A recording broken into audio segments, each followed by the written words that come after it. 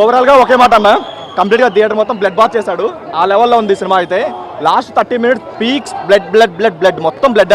అసలు వాళ్ళు ఎందుకో యానిమల్ ఇంకొకటి మ్యాక్రోని ఆ రెండు ఇన్స్పైర్గా తీసుకుని చేసినట్టు అనిపించింది. అండ్ ఈ తెలుగులో ఇలాంటి మూవీస్ రావడం ఇదే ఫస్ట్ టైం అనుకుంటా సర్వైవల్ థ్రిల్లర్తో.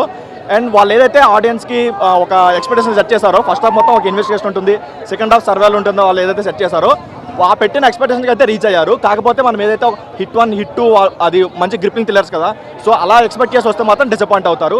అండ్ నాని గారి నుంచి రావాల్సిన కొన్ని ఎలిమెంట్స్ ఉంటాయి, అవి కూడా సినిమాలో ఉండవు. మనం ఒక సరికొత్త నానిని చూస్తాం.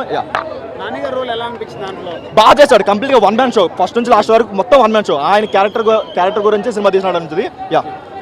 చిన్నపిల్లలైనా, ముసలి వాళ్ళైనా, లేదంటే హార్ట్ పేషెంట్స్ అయినా దయచేసి దూరంగా ఉండండి. మొత్తం బ్లడ్, కొన్ని సీన్స్ అసలు యంగ్ వాళ్ళే చూడలేరు, ముసలి వాళ్ళు చిన్నపిల్లలు వచ్చారంటే అసలు చూడలేదు. దయచేసి లాస్ట్ 30 minutes అన్న, లాస్ట్ 30 minutes ఒకటి హీరో క్యారెక్టరైజేషన్ ఒకటి, ఈ రెండు నెక్స్ట్ లెవెల్.